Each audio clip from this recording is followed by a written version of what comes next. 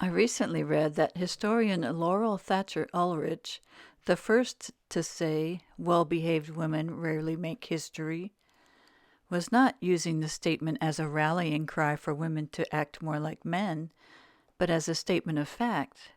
The things women routinely do every day are absent from history books. She was urging us to pay more attention, to infuse what we do with more importance. I love that idea. The authors of Half the Sky confirm this in their introduction. We journalists tend to be good at covering events that happen on a particular day, but we slip at covering events that happen every day. I understand, because I can see the same effect in my family photo albums. I'm not in them because as a family photographer, I took the pictures of special events. No one thought to take pictures as we went about our everyday lives. We don't honor those little things that we do every day that often turn out to actually matter the most. Having a formal job gives an automatic title and job description. An unconventional life requires taking the time to think about and write down a specific and personal 1-minute infomercial. How we think and speak of ourselves show how much we value ourselves. This is important because people value us only as much as we value ourselves. I felt this very personally in an encounter during a school field trip with my daughter ages ago. All of the parent chaperones were sitting around the table talking and asking, "What do you do?" When it came to me, I said, "I'm a stay-at-home mom." Silence. Nobody knew what to say, including me. It would have taken too long to explain how I needed to be available 24/7 because my husband's very demanding position had him away so often that he couldn't promise to be anywhere in advance.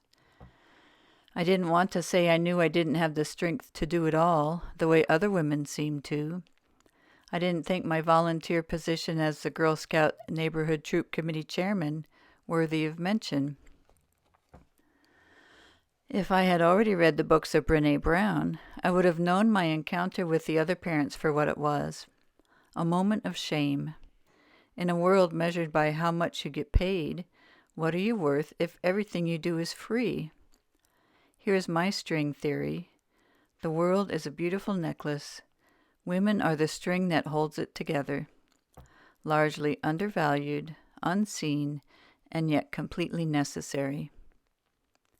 If I had already read, "It doesn't interest me what you do for a living, I want to know what you ache for," from The Invitation by Oriah Mountain Dreamer, I could have turned the conversation to, "Would you be willing to do this job if you didn't get paid for it?" I enjoyed the challenge of being the head of the largest Girl Scout neighborhood outside of the U.S., with 400 girls and 200 adult volunteers, even though I didn't get paid. Women's stories need to be told. Reese Witherspoon started a company, Hello Sunshine, that is dedicated to telling women's stories. The Virginia Women's Monument, Voices from the Garden, was recently unveiled. These 12 statues of women represent over 400 years of Virginia history and reflect various spheres of influence and geographic areas of the state. Peggy Svisverde has my admiration for courageously sharing the story of her young daughter's death in her book Still Life with Sierra. And we can all thank Peggy for continuously sharing the stories of local women in Tidewater Family Plus. Our work as women is to pay more attention and infuse what we do with more importance. We need to value ourselves, find the things that make our hearts sing, tell our stories, and listen to the stories of other women.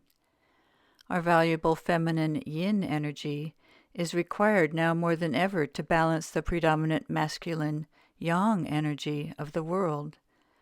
Both are needed, like the sun and moon, because all sun makes a desert.